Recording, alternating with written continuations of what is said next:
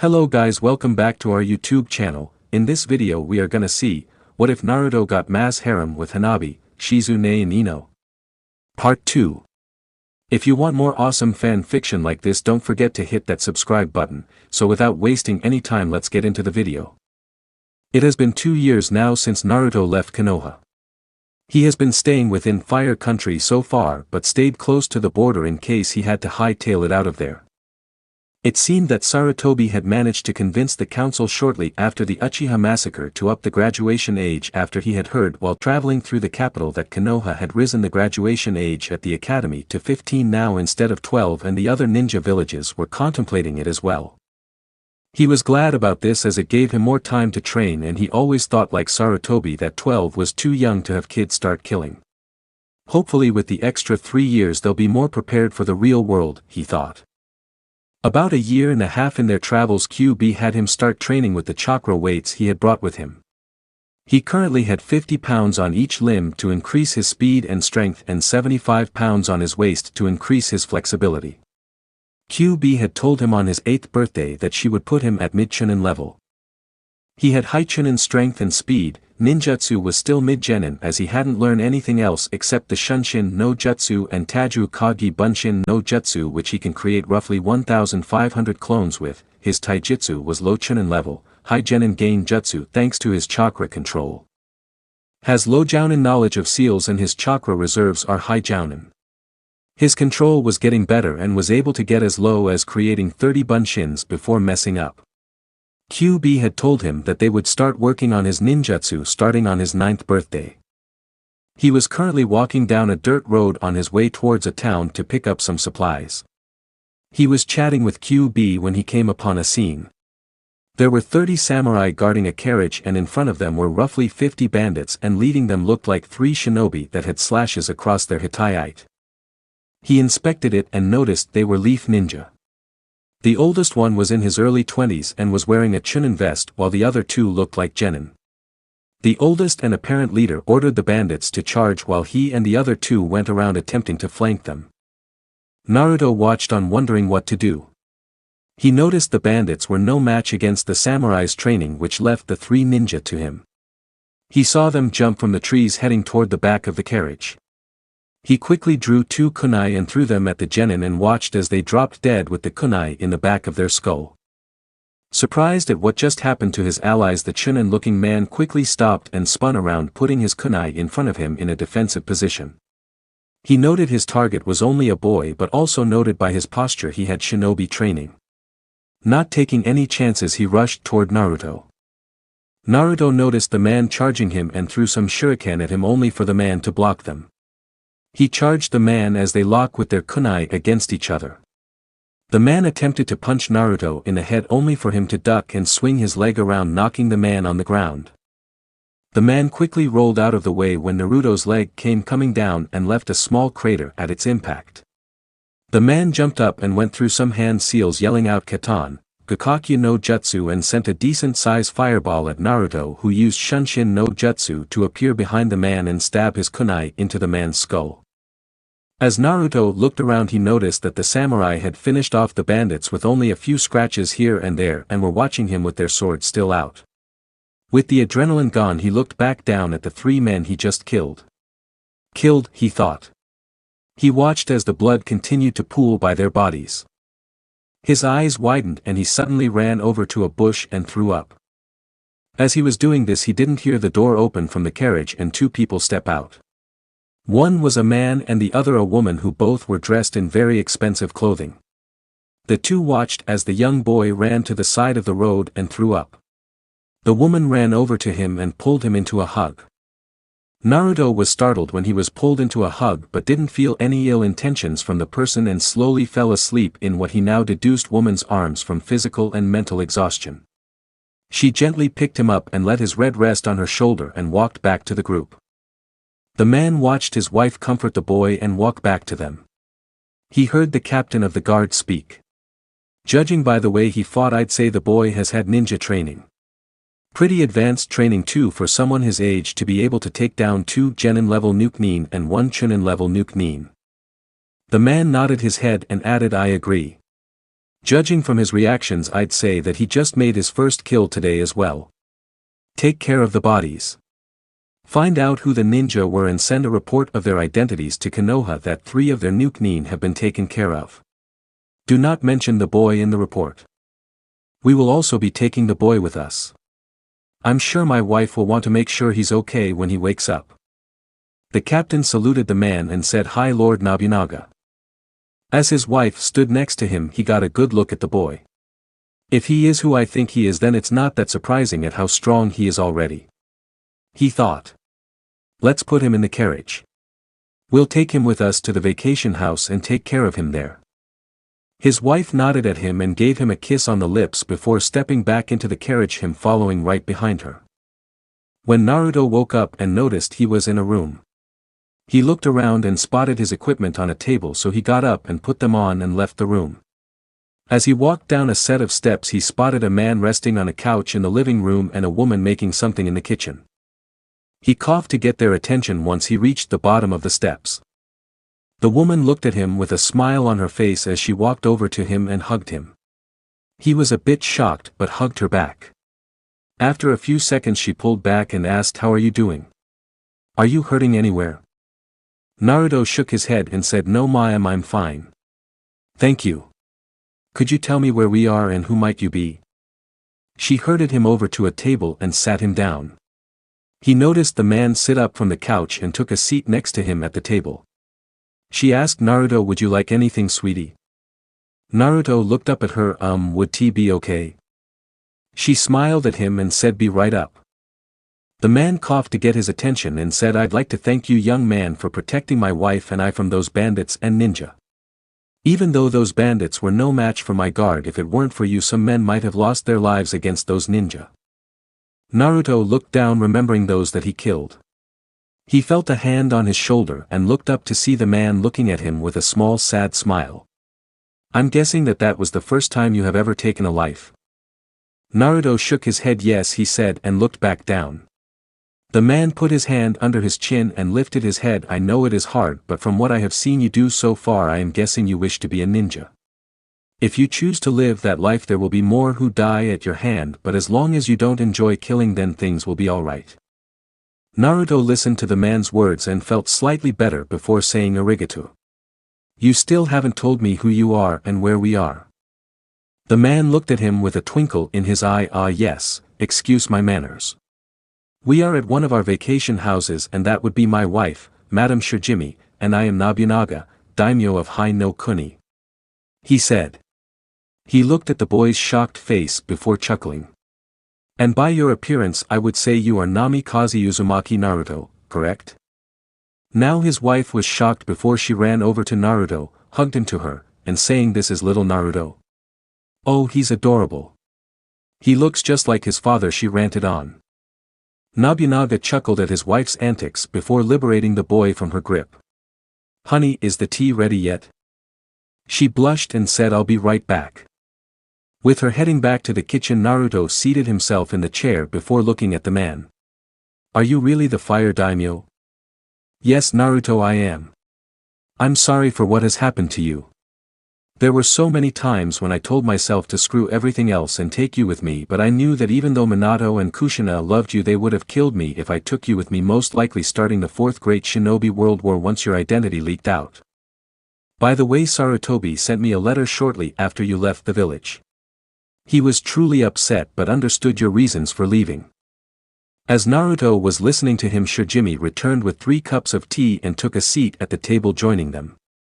He looked to both of them and said, "So now what?" Nobunaga looked at him and said, "When you feel like it, you are free to go to continue your training. Just remember, you are always welcome in our home and can come to us whenever you need help." Shizune just nodded her head and smiled at him. Naruto spent a week with them learning about his parents. He gave them each a hug and promised to visit them again before he returned to Konoha. Nobunaga told him before he left, "Don't worry, I have already told my guards to not mention a thing about you here or in the report I sent to Sarutobi about those missing nin." Naruto nodded his thanks and left to continue his training. It was 6 months before his 9th birthday and Naruto was planning on leaving Fire Country. He decided he was going to travel the world while training, spending about a year in each of the other great shinobi countries, starting by heading west, traveling through river country towards wind country, then traveling north toward bird country, then east through rain country, grass country, and waterfall country. Next to earth country, then double back, traveling toward the ruined kingdom of his ancestors to make plans for it, then traveling to lightning country. After that south to water country with Nagi Island next, then leaving by ship from Ozu Island to sea country.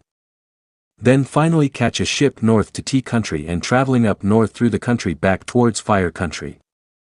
He was about to depart and QB spoke to him, "Naru-kun, since we've decided on this course of action, I think we should use those chakra papers and find out how your elemental affinities play out instead of on your next birthday as planned." Naruto gave her a mental nod and took out a piece of paper from one of the pockets on his vest. "Just apply chakra, then watch what happens, correct?" QB replied, "Aye, that's right. It splits in half if wind, crumbles if lightning, gets soggy if water, burns if fire, and turns to dust for earth." Naruto nodded his head and started applying his chakra to the paper. He watched in fascination and confusion and QB in shock at what happened. It started with the paper getting sliced in two, then the upper portion of the left side got soggy, the upper portion of the right side turned to dust, the middle portion of the left one burned, the middle portion of the right one crumbled up, followed by the lower part of the left one shining, then the lower part of the right one turned completely black. After a few minutes he spoke to her through their connection, "Alright, so my strongest affinity is wind, followed by water, earth, fire, and lighting. That I get, but what the hell were those last two?" QB was shaken from her shock when Naruto spoke to her. She shakily replied, "I don't know how this is possible, but those last two were the other main elements." She was cut off as Naruto asked her other main elements. "I thought that there were only 5 main elements." "No. There are actually 7 main elements. The 5 well-known elements and then the other 2. Light and dark." Naruto replied, "Light and dark? I've never heard of those before. Is the darkness element like the bloodline the Nara use?" QB shook her head, "They use a much weakened version of the darkness element." Naruto just stood there, then thought, how come I have never heard of these elements before? That is because these elements haven't been used in centuries. The only human who was able to use those elements was the Rakuto Sennin, QB replied.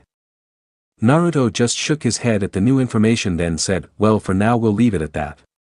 Maybe you can go through your memories to see if you know of any ninjutsu he used with those elements.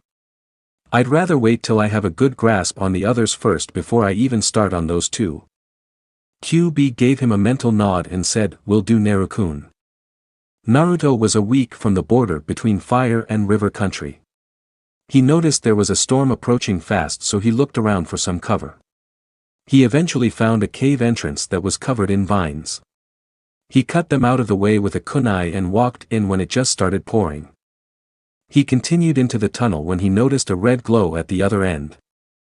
As he got closer to it, the hotter it got in a cave. He figured there must be a magma flow running through the cave and guessed right when he exited the tunnel and entered a large room and saw the lava. It was quite a sight. But when he looked back up, he was amazed at what he saw. On the other side of the room, carved in the wall, was a picture of a phoenix, and with the glow from the magma it looked quite real. He noticed that in its mouth looked what appeared to be a scroll. He looked around and noticed that the only way to get there was to travel along the walls. He applied chakra to his feet and began walking up the wall, then towards the scroll. As he got closer he could see the details in the carving, and when he approached the scroll, took it out of its mouth, wary of any traps. When he landed in front of the tunnel again, he opened the scroll and noticed that it was a summoning scroll, but there were no names on it. QB was watching Naruto and was surprised when she saw the phoenix. She had a pretty good idea at what summon that scroll was for. "Nikyu-chan, how do I sign this contract?" QB was a little hesitant in replying. If this was what she thought it was, then it would be a powerful ally if Naruto succeeded. She knew though if anyone could do this, then her Naru-kun could. "Draw some blood and write your name in the first slot in the scroll, followed by leaving your fingerprints for the hand you're going to use for the summoning. After that, do these hand seals, boar, dog, bird, monkey, and ram. Then draw some blood again on your hand, then apply as much chakra as you can for your first time and slam your hand onto the ground and say Kuchios no Jutsu, QB informed him. He did as instructed and summoned as much chakra before he slammed his bloody hand on the ground yelling Kuchios no Jutsu. A large puff of smoke appeared covering most of the room. As it dissipated, his eyes were wide at what he saw. It was a phoenix, and it was huge, about the same size as the famous Gamabunta when its wings weren't stretched out. He was shaken out of his stupor when it spoke. I see someone has finally signed the phoenix summoning contract. It looked down at Naruto and said, and a very young summoner as well. I can sense great power within you, but before I let you use my clan you must pass a test. Naruto looked at the creature and said, test? What kind of test? The phoenix looked at him in the eye and said, a test of the heart. We of the Phoenix clan are one of the 4 legendary summons. To be able to use us, the summoner must have a pure heart and soul. Do you wish to continue this test? If you shall fail you will die. To keep the location of the scroll safe. Naruto looked the phoenix in its fiery eyes with his own burning with determination. I accept. I will not fail. I have too much to do to die now, and I won't let Kyuchan die either. The phoenix said, very well. We shall see if you are worthy of the phoenix contract. And with that, Naruto was engulfed in fire. The phoenix watched through Naruto's memories and watched as his heart and soul remained pure and became only stronger. It was quite surprised when it saw Shinigami and how he has the light and dark elements. It knew that this boy would make a great ally of the Phoenix clan, and that the gods must have plans for the child, since the more matured of the Phoenix clan are able to use the light element, including itself. It concluded the test and watched as the flames left the boy. Congratulations, NamikazeUzumaki Naruto. You are the first summoner of the Phoenix clan. As I said earlier, we are one of the 4 legendary summons. I am quite surprised at what you have gone through so far. I believe we can also help you with your light affinity when you start training in it, as the more matured phoenixes within the clan, including myself, are able to use this element. I expect great things from you, child. Practice summoning with different levels of chakra to see what you summon. Before I leave, let me tell you who I am. I am the boss of the Phoenix clan, Fenikusu. Naruto nodded his head and said, arigato for giving me a chance, Fenikusu-sama. No need for formalities, child. I am much too old to care about those. Fenikusu chuckled. Until next time, Fenikusu, Naruto said. The boss Phoenix nodded and disappeared back to the summon world. When Naruto went back to the entrance to the cave, he saw it was still raining, so he decided to take a nap after everything that's happened. When he opened his eyes, he saw the smiling face of QB. She tackled him and hugged him to her ample bosom, with him having a small blush. No matter how many times that happens, he just can't get rid of how good it feels. She pulled away from him and said, you're amazing, Naru-kun. You have signed the contract of one of the legendary summons. I had a good idea that was who it belonged to, but I knew if anyone could gain their trust it would be you. He smiled at her as she hugged him to her bosom again. Yup, today is definitely a good day, he thought. Naruto had made good time crossing through river country. He decided to stay for a month there, working on his water manipulation before training for a year in wind country. He learned a few Suetun jutsu too from the scrolls he brought with him. He was able to get his manipulation to high genin level before he left. He spent the next year working on his wind manipulation. He would stay at small towns and staying away from Suna as often as he could, but would drop by when he needed supplies they couldn't provide.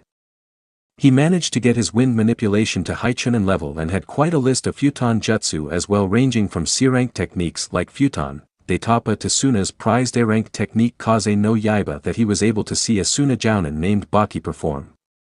He also continued practicing summoning different levels of phoenixes. The younger ones were quite excited to meet a human, while the older ones sometimes helped him on his wind manipulation training. He had also met the daimyo of the country after he had heard how Naruto was defeating bandits roaming his country. He and Naruto got along very well and became quick friends. Naruto had asked him to keep his identity a secret before he left. He agreed and welcomed Naruto to his country and home anytime he wanted. Naruto spent about a couple months traveling through bird country, rain country, grass country and waterfall country, meeting the daimyos of each country and becoming friends after defending them from bandits or defending towns from bandits through his travels. While in bird country he met the children of Daimyo Owashi, Toki, who he took a quick liking to, and her twin brother Sagi. He avoided Aim as he did not want to deal with the legendary ninja Sanshuo no Hanzo, who defeated Tsunade, Jiraiya, and Orochimaru in their prime together with his summon, and was the one who dubbed them the Densetsu no Sannin during the Second Great Shinobi World War. He visited Hanabi Bridge, where his father's genin team destroyed the bridge to help lead to victory during the Third Great Shinobi World War, but at the cost of his genin Uchiha Obito, and how Kakashi gained the Sharingan from his dying teammate's last wish. He also heard that the last member, a girl by the name of Rin, left the village shortly after his father was chosen for Yandai Hokage. During his travel through Waterfall country he met another Jinchuriki by the name of Fu, who was a genin from Taki, who was 3 years older than him. He told her about himself and his plans for himself and the other Jinchuriki. She was shocked, but she believed him. He told her to travel to Whirlpool Kingdom and stay in the royal palace if she needed someplace to hide. He planned on putting seals around the place like the Namikaze compound to keep intruders out, and only people with blood the seals recognized would be allowed let in. She hugged him and gave him a kiss on the cheek, which earned a blush from him that both QB and Fu noticed. After taking a sample of her blood and bidding her goodbye, he traveled to Earth Country. Naruto made sure to stay away from Iwagakure no Sato when he stayed in Earth Country. The Kage that was in charge during the war against Leaf was still in power, and he didn't want any trouble. At least not until I'm strong enough, he thought. Earth Country was perfect for his earth manipulation training. He was able to get it to mid-chunin level during his stay and improve his jutsu arsenal with Doton jutsus. He also was able to maintain an IWA bingo book and add it to his Suna, Aim, Kusa, and Taki collection. He was able to take out low-level missing nins and a couple B-ranked ones. He would henge and receive the bounty on them, and his skills got better with more experience. He somehow ended up meeting the daimyo of Earth Country and found out that he does not hold a grudge against Konoha or the Yandai Hokage. He told Naruto that he was looking for a chance to remove the current Tsuchikage from power, but too many people still hold a grudge. He told the daimyo like he did Win's daimyo the truth about him and what his plans are for the future. To say he was shocked would be an understatement. He was talking to the son of the Yandai Hokage and Konoha's Red Death and the grandson of the late king of Whirlpool. He agreed to Naruto's plan but would only be able to help once IWA got a new Tsuchikage who was not out to destroy Konoha but would help him in any way he could till then. He left Earth Country heading towards the ruined, for now, Whirlpool Kingdom. It was the middle of July when Naruto left Earth Country for Whirlpool Kingdom. It was the beginning of August when he finally reached Whirlpool's border. He summoned an army of 2,000 shadow clones, told them to stay out of sight while he had them travel the countryside. Naruto traveled further into his kingdom. It was a couple hours until he saw his first village. By the looks of it, the people were definitely living a hard life. He just hoped that it wasn't like this for every place the people were living. He continued on promising to himself to help his people as soon as possible. Over the hours more of his clones were dismissing themselves, and he found out why it was called Whirlpool Kingdom. Surrounding the entire coast were whirlpools about a mile out. He also received the location of what he assumed was the capital. He was also saddened at the fact that not too many other places were faring better than the village he saw. After another couple hours of travel he arrived at the capital. He could see that a good portion of it was intact or had been rebuilt already. He made his way to the largest building he could see, assuming it was the royal palace. Oddly enough, it didn't have any damage at all from what he could see. It was May and the people were still out as he walked through the streets. The people were eyeing him cautiously and started following him. By the time he arrived in front of the palace he could see that there was no damage at all. He eyed the gates and was broke from his thoughts by someone speaking who looked to be the eldest among the crowd. "I don't know who you are, child, but if you plan on going in there then think again. The royal palace is not only guarded by us, but the palace is surrounded by seals that only allow the royal family or anyone they allow to enter," spoke the old man. Bokusan failed to mention that the place was protected by seals, but that would explain how it survived the invasion, and that also means nothing has been stolen, Naruto thought as he approached the gate. A blood seal plus a few other seals. The place isn't as advanced as the seals protecting the Namikaze compound, so I'll have to update it before I leave as well as add more seals. If you need a place to stay the night, I have a room for you as long as you don't cause trouble, the old man said. Thank you, but that won't be necessary, Naruto said, then bit his thumb and wiped his blood on the seal. The old man's eyes along with everyone else's widened as they watched the seal that protected the royal family's home light up. Then they heard an unlocking noise. The old man nearly had a heart attack when he watched the child open the gate. Who are you? The man asked. Naruto looked at him and the rest of the people in the crowd. He saw the shocked faces upon each of the adults and the confusion among the children who didn't know what just happened. At first light tomorrow, I want a group of you to go and inform the people around the kingdom to gather in the capital at the end of the week at noon. There I shall tell you who I am and what I have planned for the future of this kingdom, and with that Naruto walked in and closed the gate behind him. The townspeople quickly left with hope in their hearts. Naruto looked at his home in his kingdom. It was 3 stories and about the same length as the main house back in Konoha. There were statues of the previous kings in huge gardens to his left and right. The grounds needed to be fixed up as well, with overgrown grass and weeds everywhere. He walked up to the door of the palace and but blood on that seal as well. He waited for a few seconds, then opened the door. When he walked in, he saw steps to his left and right that led up to the next floor, where a painting of his grandparents, the former king and queen, and his mother about his age was hung on display. He created 200 clones and ordered them to explore and clean up the place. He walked back outside to explore the grounds while his clones cleaned the house. He created more clones when he found the shed and ordered them to clean up. He found a training ground in the back as well as a male and female side onsen and a smaller onsen for private use. There were even swings and slides and other toys for children. He decided to relax in the onsen while the clones cleaned up everything. He started to think of what he planned to do from the things he's seen so far and how the people would react once he tells them who he is. From the looks of the people who saw what happened earlier, he didn't think there'd be much trouble. After about 2 hours he received the memories of his clones that they were finished. He learned that there was a basement which was where the clan library was, and the 2nd and 3rd floors were all bedrooms. He redressed and went to bed for the day. When he woke up he headed to the throne room where the king would entertain guests, but more importantly was where the sword was that would make him king. As he walked through the palace to the throne room he praised his clones. I sure know how to clean up a place, he thought. When he reached the doors that led to the throne room he pushed them open and walked in. He saw more paintings along the walls and 2 thrones in front of him. But what caught his eye was the most beautiful sword he had ever seen. It was stabbed in a stone. I know King Arthur, but couldn't think of anything else, and noticed there was no sheath for it. The hilt was shaped as a dragon with the blade coming out of its mouth. To see a pic, check my profile. Credit goes to Shintai-chan for the awesome design. When he approached it he slowly wrapped his left hand around it. He gripped it tightly and pulled it slowly out of the stone. When it was fully out he could finally appreciate its true beauty and its power. After a few swings he sealed it into the seal he drew after he woke up on his left wrist. It was only 3 days till he made his announcement, so he decided to train while sending clones to the library to collect any jutsu he didn't already have, especially the ones dealing with sub-elements. The day finally arrived.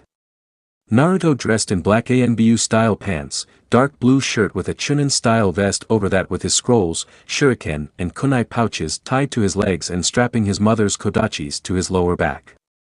He left the palace and headed toward the gate. Once he arrived he saw a crowd of people outside. He opened the gates and he walked to the center of the capital with the people following him. Once he arrived he saw a stage and thousands of people there. He stepped onto the stage and the people quieted down. Thank you for coming. I'm sure many of you are wondering what is going on, and if you let me finish my story I promise you I will answer any questions. As some of you may remember, during the Third Great Shinobi World War the kingdom of Whirlpool was attacked by both Iwa and Kumo. The royal family fought against the attackers to give time for the people to escape. They put up a great fight, but even with their bloodline there were simply too many enemies. So one by one they fell, knowing that at least they made sure the people lived.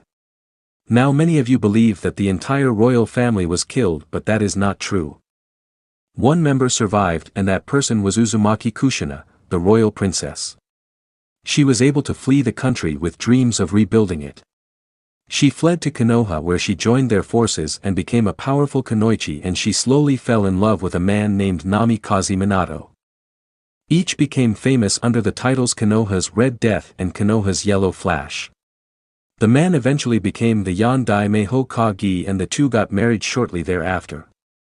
She told Minato of her past and he pledged to help her however he could. Then Kushina found out that she was pregnant with a boy. She and Minato were very excited at starting a family. They had to keep their marriage and her pregnancy a secret though, to protect them from their enemies. Only their closest friends knew. They decided to name their child Naruto, the main character from Minato's sensei's first book. But the happiness was not to last for long, as evil men were planning something terrible. They traveled to the greatest of the Bijou QB no Yoko's den, where they attacked her and forced her to attack Konoha. As the Yandai received news of more of his ninja dying, he knew there was only one way to defeat QB. So after a lengthy fight with Kushina, they agreed to induce her pregnancy 3 weeks early. With their son born, the family spent a few minutes together before he left with his son in his arms toward QB. You see, there is only one way to defeat a Bijou, and that is by sealing it. But a being as powerful as the QB would require the strongest of containers, and ironically the strongest of containers that can contain a being such as QB is a newborn baby that can adapt to the Bijou's chakra. But that is only half the problem. The other half is a seal that is strong enough to contain it inside the container. So with great regret and sadness, the Yandai summoned the Shinigami, who along with his own seals sealed the QB into his newborn son at the cost of his life. With the deal done and the QB now sealed into his son, he was told by his closest friends that his wife and mother of his child had died shortly after he left due to complications from birth. With the thought that his son was now going to grow up without his parents, he made his final wish for his son to be seen a hero for stopping the QB, and then left to join Kushina in the afterlife. But the villagers and shinobi did not honor his wish.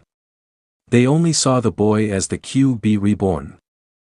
They demanded his death, so the Sandaime passed a law forbidding anyone speaking of the QB sealed into the boy, but that did not stop them. They would hire assassins and would chase him and beat him as soon as he could walk. They would try to starve him to death, and if it wasn't for QB's healing powers he would have died before his 5th birthday. The orphanage he lived at would make him sleep in a closet, then when it rained sleep outside. They kicked him out on his 4th birthday, where he lived on the streets for 6 months before the Sandaime found out and got him the only apartment that would let him live there, in the slums. Then finally the day that changed his life appeared. It was his 5th birthday and the 5th anniversary of the QB's defeat. Naruto traveled outside wanting to have fun like everybody else, but this was not to happen. The people soon spotted him and chased him into a dead end. They approached the crying boy and started beating him, stabbing him with poisoned weapons and smashing his head against the wall till his skull cracked. Then finally, to end it, one ninja went through hand seals for a katanjutsu and set the boy on fire, where he finally passed out. When he woke up, he appeared in the seal where he met QB, who explained to him why the people hate him and the truth of why she attacked. He also met his parents with the help of the Shinigami. But even with QB's healing abilities, the boy was still dying. The injuries were just too much and the seal wouldn't allow any more of QB's chakra to leak through.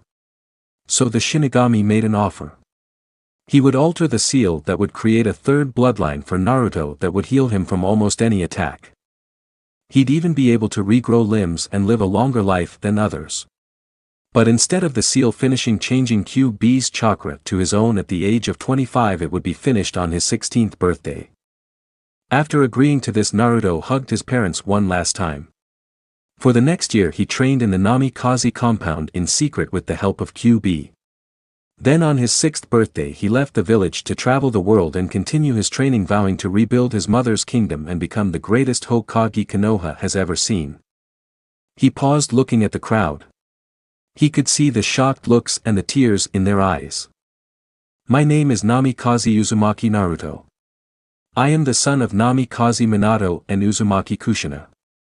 I promise to each and every one of you that with your help I will rebuild the kingdom of Whirlpool and make my family and all of you proud of me, and I never break my promises. And with that he unsealed the sword of the king into his hand and held it up for all to see. They started cheering and chanting King Naruto over and over. He slowly made his way through the crowd as he shook the hands of the men and was hugged by the women. He told them that he was planning on leaving to continue his training shortly after his 11th birthday, which was in 2 months, and help the people until then. He also told them to keep this a secret until he revealed himself to the world. They all swore on their life to their king. During the 2 months Naruto continued training with his clones and had his clones help the people as well. Buildings were built and fields of food were plentiful. He upgraded the seals on the royal palace as well as adding Fu's blood to the seal to allow her entrance. He celebrated his 11th birthday with the people, then he retired to his bed in the main bedroom when he appeared in his mindscape. He walked toward the house QB had added to the seal. He walked in and saw QB lying down on the couch. He walked over to her and lifted her head up before sitting down and resting her head on his lap. He smiled at her as he ran his hand through her hair. They had been doing these types of things a lot recently. He knew he had feelings for her and he was pretty sure she did as well. He wanted to kiss those soft red lips of hers so bad recently, but thought he was too young or she'd reject him or some other lame excuse.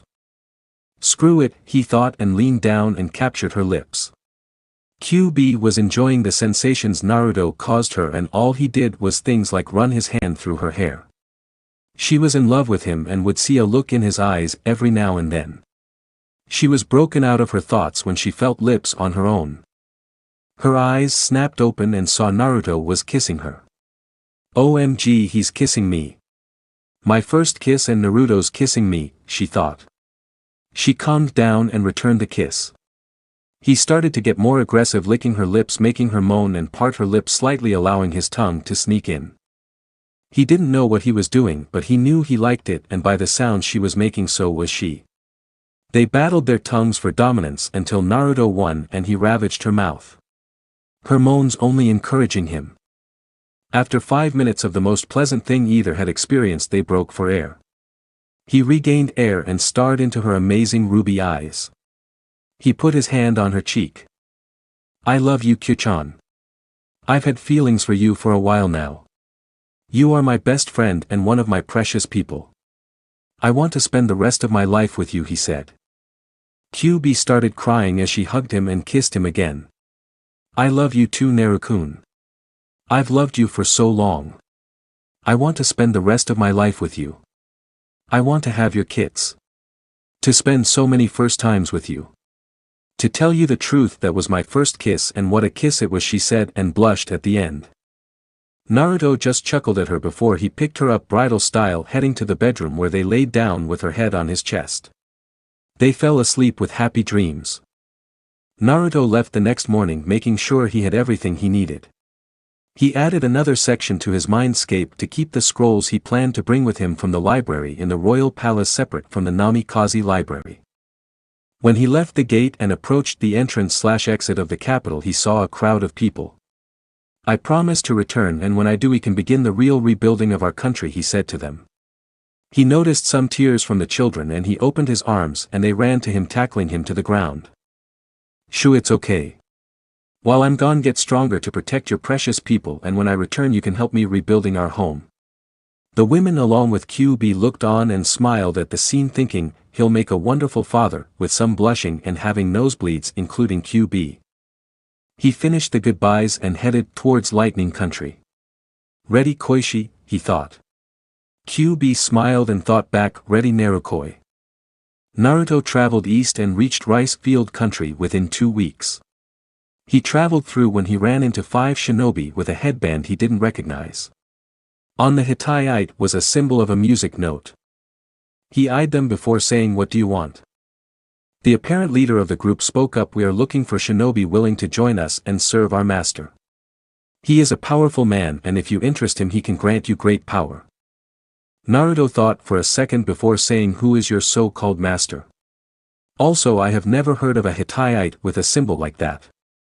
What is the name of your village?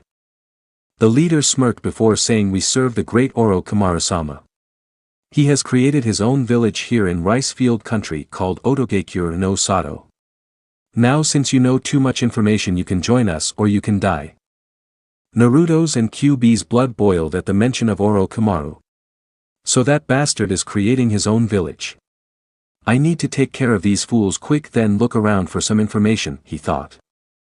Sorry, but I'm not interested in serving a pedo like Orochimaru. And with that said, Naruto created 4 clones to deal with the others while he took on the leader.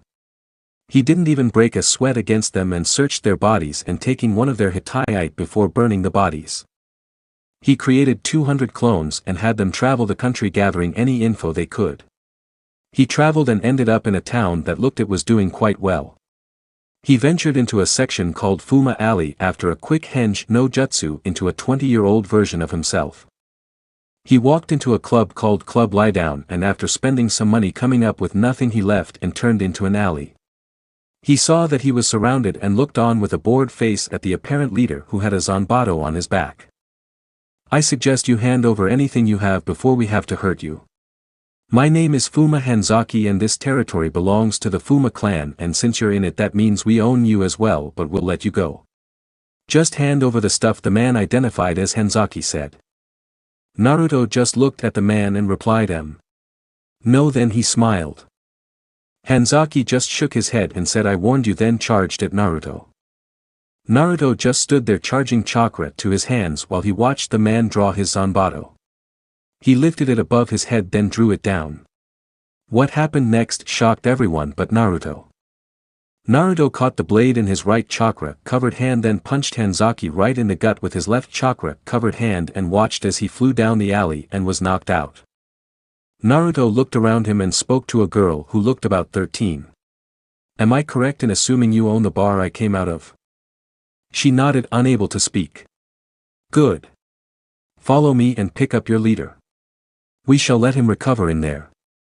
I have a few questions to ask. And with that he walked up to her and put a hand on her cheek, looking her in the eyes. Did you get all that? She blushed and nodded, ordering the others to do as instructed. By the way, I didn't get your name. The girl responded, Fuma Kotoheim. He smiled at her, causing her to blush again, saying that's a beautiful name, before he headed back to the club with her and the others behind him. Once Hanzaki regained consciousness, Naruto summoned Kotoheim into the room with them and closed the door, locking it and going through hand seals too fast for them to see, put up a privacy jutsu. Then he dropped his henge and turned to look at their stunned faces. This is the real me, and I put up a privacy jutsu so no one can hear us. They both just nodded, both shocked that Hanzaki had been defeated so easily by a child younger than Kotoheim. Now I want information on what's been going on in this country, especially regarding Orochimaru and this new village of his, he said, then showed them the forehead protector. Hanzaki asked, where did you get that from? Naruto looked at him with a serious face. On my way through this country I ran into 5 shinobi who wore these forehead protectors with a symbol I've never seen before. They told me they were looking for other shinobi to join them and their master. I asked who they serve and the name of the village. The leader of the group told me what I wanted to know, thinking he could scare me into joining the village or die knowing the information I had. That was foolish, as I killed him and the others, then burned their bodies before taking this Hittite and anything else valuable, he finished. Hanzaki and Kotoheim looked at the boy who just claimed killing 5 shinobi, at least Chunin rank each, like it was nothing, but with the look on his face knew it was true. Hanzaki sighed before starting. Well, it started 2 years ago when Orochimaru visited the daimyo of this country and somehow convinced him to let him build a hidden village that he named Otogekure no Sato, and with that Hanzaki, with comments from Kotoheim, told Naruto everything. How he convinced some members of the clan to join him to gain the power to rebuild the Fuma clan. When he ended he looked at Kotoheim, who nodded back. There is one more thing, but it concerns the laws of our clan. When the leader is defeated by someone else, then that person becomes the new leader of the clan, and since I was the leader and you defeated me, that makes you the new head of the Fuma clan, he finished. Naruto pondered this. Well, this sure is an interesting predicament and a useful one, he thought. Hey Kyoheim, what do you think of this? And with that he explained his plans. Sounds like a good idea, Naruto-kun, QB replied. He gave her a mental kiss on the lips that made her smile. Naruto opened his eyes and looked at them. Alright, if I am going to be the head of this clan, then I need to explain some things to you too, as you both will be in charge when I'm gone, with Hanzaki my second in command and you Kotohime my third in command. My name is NamikazeUzumaki Naruto, son of Konoha's Yandai Meiho Kage and Konoha's Red Death. Their names were Namikaze Minato and Uzumaki Kushina. My mother was the royal princess of the former Whirlpool kingdom, and part of my plans are to rebuild it. I was coming from there on my way through here.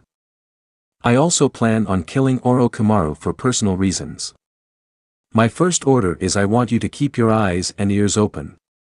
I want information on what is happening, and I'll collect every month by sending a shadow clone who you'll give any information you have and tell him anything else. One of the benefits of the Kage Bunshin no Jutsu is anything it learns is transferred back to the original. I'll send one of my summons with the clone, and if you need to give me anything, give it to the summon and it will return to where I am. Also, the most important order I give is don't die. You two cannot tell anyone my full name or my heritage yet. I'll just go by Uzumaki Naruto for now. I'll spend a week here getting caught up on everything that you have been doing. Also, no more of this gang stuff. I'll give you some money that should last for a year, and then I'll send some with the clones later on till you guys can run on your own. They both just nodded. Kotohime blushing, thinking how commanding he can be. Hanzaki was just glad they found someone who can help the clan with honest motives. Naruto left Club Lie Down after the week, and after getting a kiss on each cheek by Kotohime and a girl he met during the week he took a liking to as well by the name of Sasami, who was the same age as him, he left heading toward Lightning Country once more. Naruto traveled for 2 weeks until he reached Lightning Country's border at the beginning of November. He decided to travel to Kumogakure no Sato first to try and get their bingo book and stock up on supplies, then travel along the eastern coast while working on his water manipulation, then inward towards the mountains to practice his earth and lightning manipulations. He arrived at the entrance of the village after 3 days. Halt. State your name and purpose for your visit, stated one of the guards. Naruto had decided to henge into a teenager with a basic build with brown hair and black eyes. My name is Toshiro. No surname. I am traveling the world and have come here to rest and restock my supplies, Naruto replied. The guard looked at Naruto for a couple seconds before writing down the information and allowed him through. Naruto found a hotel and rented a room for a couple nights. He took a look around his room and went through his supplies, making a list of what he needed before taking a shower, and went back out. He could sense a couple of shinobi tailing him. Must be for security reasons, he thought. He picked up some medical supplies as he was running low after helping his people in Whirlpool Kingdom and some members of the Fuma Clan. I'm just glad I started learning medical ninjutsu, or I would have run out of supplies a long time ago. He also picked up more kunai and shuriken. He was able to sneak into the place that produces Kumo's bingo books and got the latest edition. With that, he went back to his hotel and went to sleep. He decided to relax today before he left tomorrow, and after a quick breakfast he decided to explore the village. He found it to be a nice place. A bit quieter than Konoha, but it had a peaceful sensation to it. He was walking down a road when his eyes caught sight of a kunoichi heading his way. She was beautiful with blonde hair tied in a braid that went to her mid-back and black eyes. Her breasts were easily decup with long legs attached to a firm ass. She started eyeing him as well. When they passed each other, time seemed to slow down, then she continued on. What was that? I could sense something from her, he thought. I felt something too, Naruto-kun, and I believe that was the container for the Nibi no Bakaniko, QB replied. Naruto's eyes widened and turned around, but she was already gone. Damn. She was right next to me and I didn't even get to say a simple hello, he thought and sighed. Don't worry, Naruto-kun. I'm sure you two will meet again. Her container is strong, QB replied and gave Naruto a mental kiss on the lips which had him smile. Arigato koishi, Naruto thought. Anytime koi, QB replied.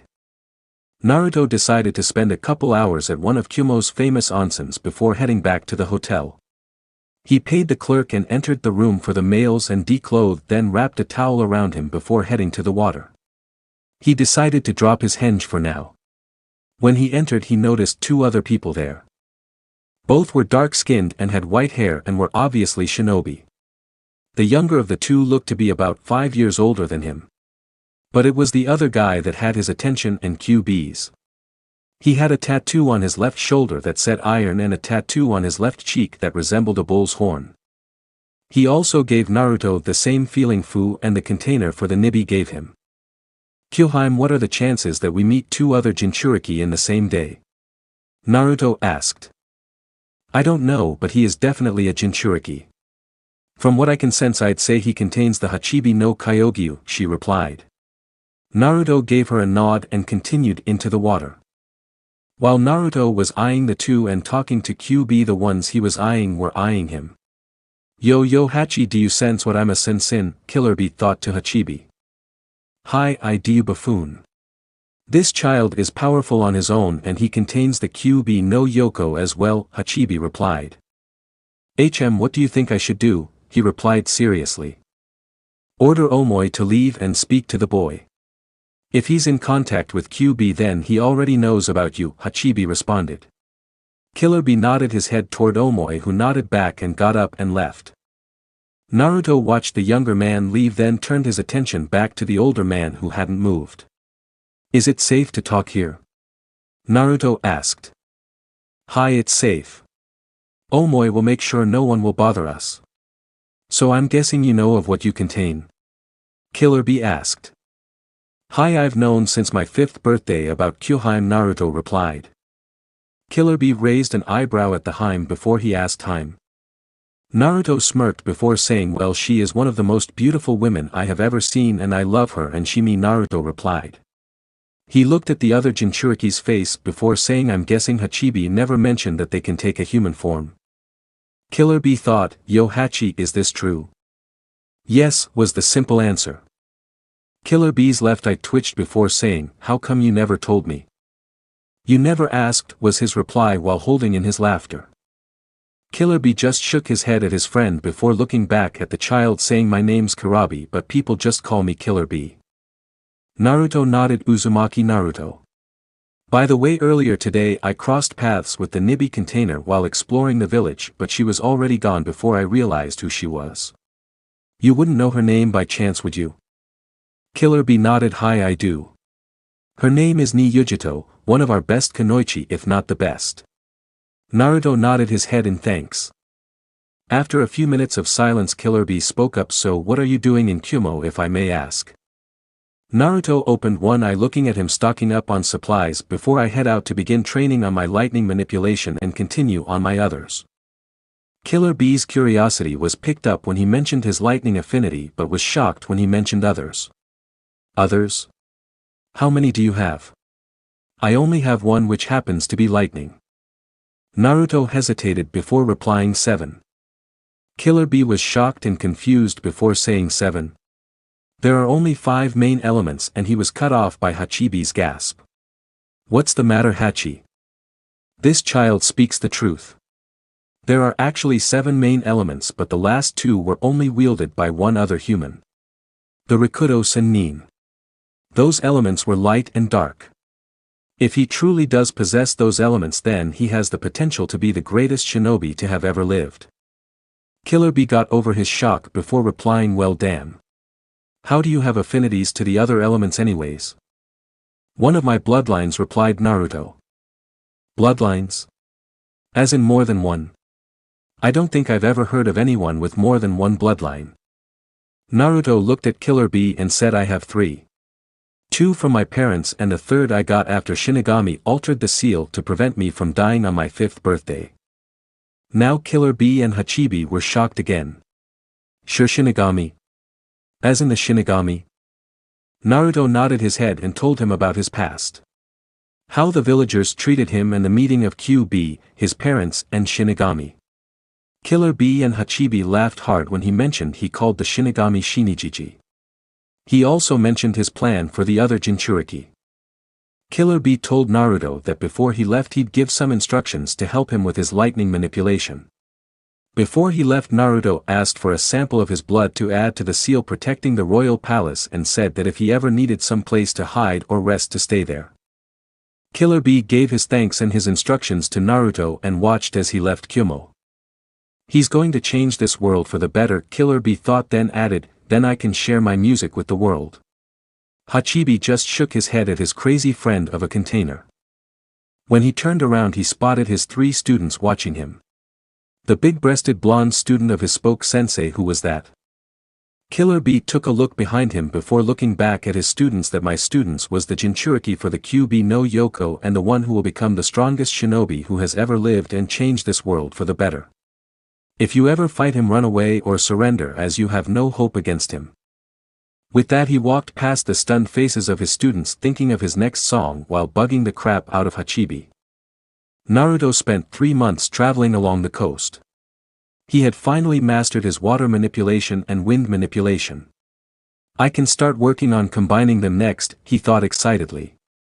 He also improved his chakra control with him using medical ninjutsu on the people in the villages he came across. By the time he left he had cleared up the coast of bandits and missing Nin, and word was already spreading about the protector of lightning country. Naruto made his way higher into the mountains. He came across the perfect spot for training but noticed a small cabin. He approached it and could sense someone in it. When he knocked he heard someone approaching and opened the door. When he got to see who it was he saw that it was a young beautiful woman. To was preparing to make dinner when she heard a knock at her door. Who the hell could that be, she thought. When she approached the door she could feel the power of the person on the other side of the door. She readied herself and opened the door but was shocked to see a Minion Dai Meiho Kagi. Can I help you?" she asked. Naruto thought she looked familiar until he saw the loincloth around her hip. That's when he recalled where he saw her. It was in a picture of the 12 guardian ninja. But I thought they were all killed except Jiji's son when half of them planned a coup d'état against the Hokage and the others fought them, he thought. He was brought out of his thoughts by her question. "Yes, I am wondering if you would allow me to stay here in the area to practice my earth and lightning manipulations for a few months. Also, if you're trying to hide you should make sure you aren't wearing that loincloth for all to see 12 guardian ninja To. I'm quite surprised to see you since I heard all you died except for Asuma a few years ago," he finished. To was intrigued by his request and at the affinities he mentioned but was shocked when he said her name. "How do you know all this?" she asked. "I am quite close to the 3rd Hokage and I spent a lot of time in his office when I was younger, and when he would run out for something I'd go snooping around," he finished with a chuckle. "Who are you?" she asked. "My name is NamikazeUzumaki Naruto. King of Whirlpool. Jinchuriki of the QB no Yoko. Son of Namikaze Minato, Konoha's Yandai Meiho Kagi, and NamikazeUzumaki Kushina, Konoha's Red Death and daughter of the former king and queen of Whirlpool Kingdom," he finished. To was left speechless as her mind tried to comprehend what was just told. Unfortunately that didn't work out too well as she passed out. Naruto quickly caught her before she hit the floor and chuckled. "Well, I guess I better put you down somewhere to rest," he said. He found her bedroom and laid her down on her bed and pulled the blankets over her. He walked back out and noticed she was starting dinner. He decided to finish as she rested. Roughly an hour later To woke up to a smell that had her mouth salivating. She noticed she was tucked in her bed. "He must have put me here after I fainted," she thought with a slight blush. She breathed a sigh of relief when she noticed the only thing missing from her body were her sandals. She put them back on and followed the delicious aroma. When she arrived she saw him cooking dinner. She coughed, getting his attention. Naruto turned around and saw she was up. "Finally up, I see. I decided to finish making dinner as I noticed I interrupted you. It'll be done in a couple minutes, so take a seat at the table and I'll be with you in a few." With that he turned back around to check on the stew. To sat down and watched him work. Damn, he's powerful, a gentleman and cooks. Plus he's quite a looker already, and if he grows up to be a looker like his father he'll be even more handsome, she thought. Then her eyes widened at what she thought and blushed. "Wait a minute. What is the son of a Hokage doing way out here anyways? And if I remember correctly, he said he was the king of Whirlpool. Seems I have some things to talk about during dinner. She was shaken from her thoughts by the bowl of stew placed in front of her. She took a small taste of it before she dug in. Naruto chuckled at her antics before eating his. She calmed down and took a breath before saying, those things you told me, were they all true? Naruto nodded his head and said yes. Everything I told you was the truth.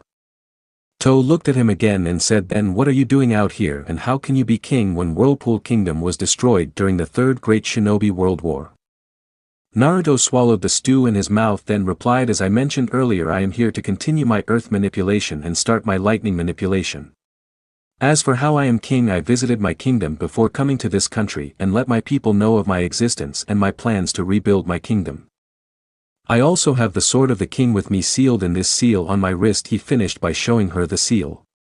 To said the first thing that came to her mind, damn.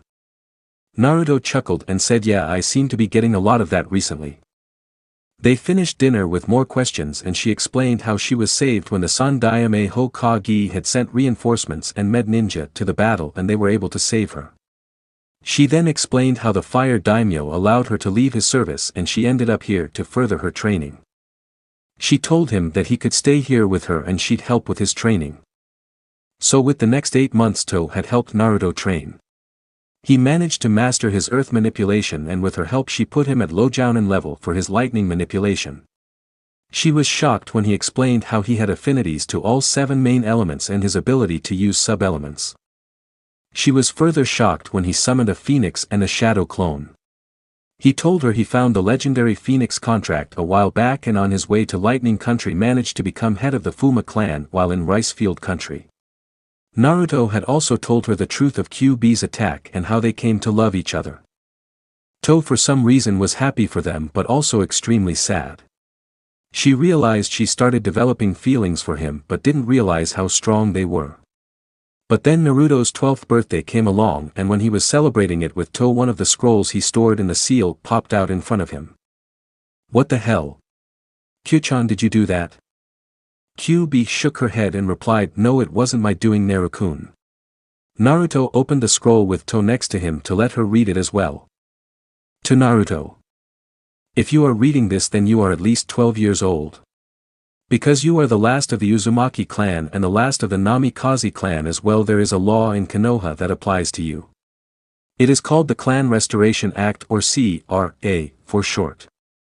What this law does is allow the last male or males of a clan with a Kekii Genkai to marry at least 20 women for each Kekii Genkai to restore the clan. Your mother and I agreed to 3 political marriages for you before you were born. The first one was with Suna. If you were a boy, then you were to marry Temari, the Yondai Meikazuka-gi's eldest child, who is 2 years older than you. If you were a girl, then it would have been his eldest son Kankuro, who is a year older than you, and the other marriages would have been nullified. The second marriage is to the daughter of the priestess of Demon Country, whose name is Cheyenne. She is only a couple months younger than you. The final marriage is to Kazuhana Koyuki, daughter of the daimyo of Snow Country, who is 3 years older than you. Now none of these are permanent, so you don't have to go through with them. Marry only those that you love and those that love you back. Your loving parents. Namikaze Minato and NamikazeUzumaki Kushina. Naruto and To were shocked while QB knew this was a possibility but wasn't upset. From what I've seen so far, there are already other women who love him and he has a heart big enough for all of us, she thought. Naruto looked over at To and noticed she was crying. Chu-chan, are you oh, but didn't get to finish as To tackled him and kissed him with all the passion she could manage. Naruto was shocked at first but returned the kiss. His tongue doing the same magic it did to QB. After 5 minutes they broke for air. He looked her in the eyes and saw she was smiling. I was so afraid that I'd never get to be with you. During these past months I've developed feelings for you. You're everything I could want. But when you said you and QB were in love, it felt like my heart broke. I've never felt like this before and I know I love you, she explained. Naruto ran his right hand against her cheek and gave her a soft kiss on her lips. I'm sorry you had to go through that. I may be a genius at a lot of things, but it seems I'm still pretty dense when it comes to women. To tell you the truth, I've also fallen in love with you, but I didn't want to hurt Kyu-chan. But now we can all be together, he finished and leaned up and captured her lips in another passionate kiss. To moaning as their tongues battled. QB watched on with a blush. After they broke apart, she decided to tell Naruto a certain effect his third bloodline had on his mates. As To looked at Naruto, she saw his face get redder and redder. What's the matter, Naruto-kun? Naruto looked at her and said, Kyu-chan just informed me of a benefit my third bloodline has on women who I choose to mate with. Apparently they gain the same abilities I have with that bloodline. So if they're older than 25, then after I mark them their body reverts back to that of a 25-year-old and stay like that like me and gain my extended life as well as my healing abilities. If they're younger than 25, then they stop aging at 25 and gain my extended life as well as the healing abilities, he explained, still blushing. To was amazed at that, then asked, how do you mark them? Naruto blushed harder and said, I bite them on the shoulder and channel my chakra into them at the end of sex while we both orgasm at the same time. Now To was blushing with a bit of blood dripping from her nose. Naruto chuckled at her before saying, I'm still a bit too young for that, but I promise I will mark you when we're both ready. Then he kissed her nose, making her giggle. Naruto spent the rest of the month with her, getting closer before he left at the beginning of November. They were outside the cabin kissing. They broke apart, still holding each other. Promise I'll see you again, she said.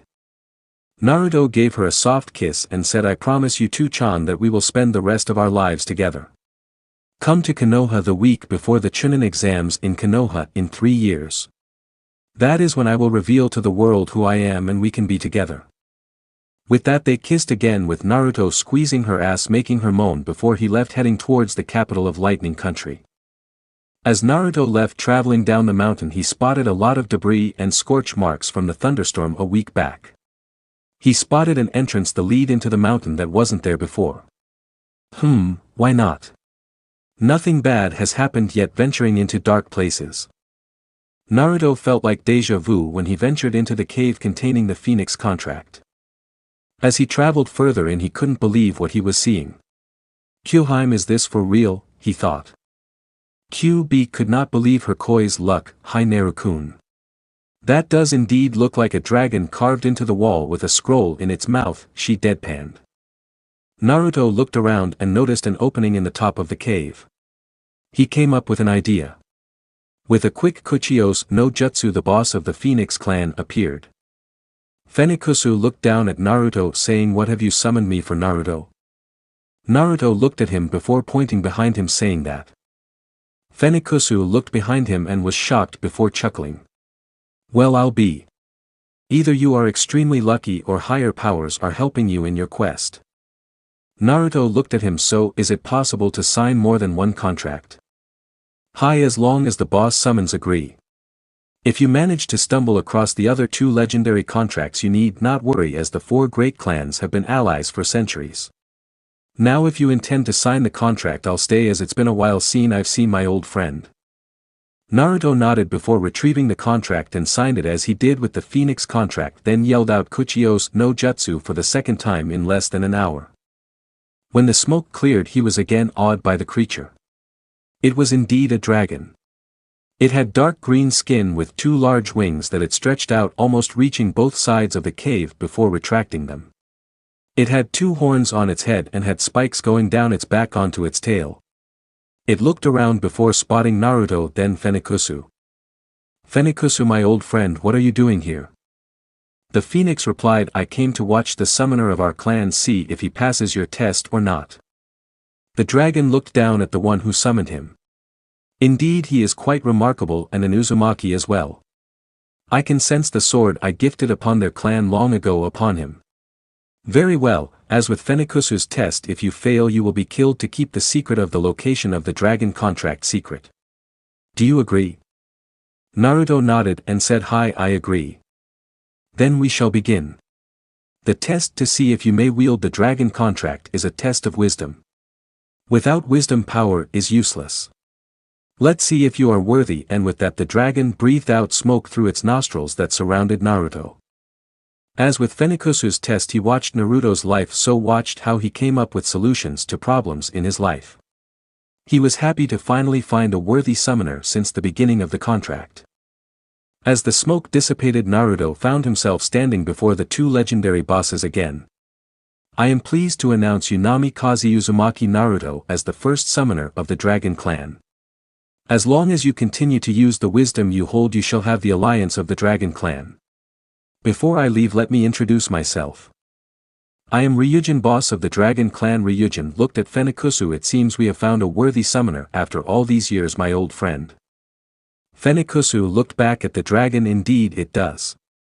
I'm sure he will continue to bring honor to the Phoenix and Dragon clans. Congratulations, Naruto. Farewell for now. And with that, the Phoenix boss was gone. Naruto looked back at the dragon. Good luck, child. Also, since you have multiple summons, when summoning, just think of the summon you want before your hand reaches the ground. Also, you can place summoning tattoos on your body. Just store chakra in them and swipe some blood across them while thinking of a specific summon of that clan. Each tattoo can hold enough chakra to summon either one of us legendary bosses 3 times before you need to recharge the seal. With a nod from Naruto, the boss of the Dragon Clan disappeared. Wow, I have 2 of the 4 legendary summon contracts, he said, dazed. QB giggled at her lover. You are indeed one special person, Narukoi, she thought to herself. After that, Naruto headed north further into the country, coming across more bandits and a couple more missing men, with one even being A-class. He made it to the capital after a week. It was big like the other capitals of the 5 great shinobi countries he's been in, and bustling with activity. He stopped at a restaurant for lunch that had samurai guarding the entrance. After he walked in, he saw why they were here and laughed at the irony. The daimyo and the others in the restaurant turned their heads when they heard laughter coming from the entrance to see a boy laughing.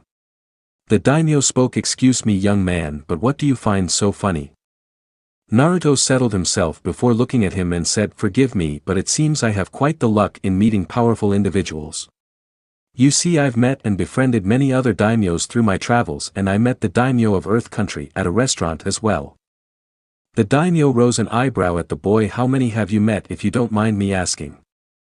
Naruto took on a thoughtful look. Well, first there was Lord Nobunaga the Fire Lord and his wife Madame Shijimi, then Wind's daimyo, then the daimyos of Bird Country, Rain Country, Grass Country and Waterfall Country. As I traveled through there, Earth's daimyo was next, then you. Naruto finished. The daimyo and everyone else was astonished who the young boy has met so far. Well, that is indeed quite some luck you have there. If I may ask, what made you come to my country? Naruto nodded and said, I have been traveling the world for a few years now and came to Lightning Country to continue my training. By the way, you wouldn't know where I can go to collect the bounties on some missing men I ran into on my way here? Hi, I do. Why don't you join me for lunch and I'll walk you there after? The daimyo said. Sure, that works, but I hope you have enough cash on you because I have quite the appetite, Naruto said. The daimyo just nodded his head, not realizing the trouble he just entered. After an hour and jaws on the floor from everybody except the owner, who was in the back swimming in his small fortune, Naruto, the daimyo and his guards left. Like promised, he brought him to the office for collecting bounties on missing men, and he along with everyone else was shocked when one of the nins was A-class. Naruto just ignored their looks before collecting his money and left with the daimyo following him. So child, what do you plan on doing now? Naruto looked up at the man and said, stay in the capital a week and look around, then leave for Water Country. You do realize that traveling there is quite dangerous, as there has been no contact with that country since the civil war broke out? The daimyo asked. Hi, I do, but I'll keep my guard up, Naruto replied, then added, you wouldn't know where any good hotels are, would you? The daimyo thought for a moment before saying, hi, but why don't you stay at the palace? That way we can talk more in private, as you still haven't given me your name. Naruto agreed and he followed the daimyo to his home. Naruto spent the week traveling around the capital with the daimyo. The daimyo learned that this was the person that the people were calling the protector of Lightning Country. Naruto learned about his views and ideals of the world as well. It seemed that the daimyos didn't have as much hate toward other ninja villages that others had. After finding him trustworthy, Naruto asked to speak to the daimyo in a private place, and after putting up a privacy jutsu he told everything that he told the other 2 daimyos of the 5 great shinobi countries. He was shocked like all the others he told. Luckily Naruto was told the Sandaime Raikage that ordered the mission to capture the Byakugan had been replaced and executed after the mission ended up in failure and Kumo ended with a trade embargo for 3 years. The new Yandaime Raikage, a man by the name of was in fact the older brother of Killer Bee. Naruto left the capital at the end of the week and after a week of searching found a ship departing for Water Country. Chapter end.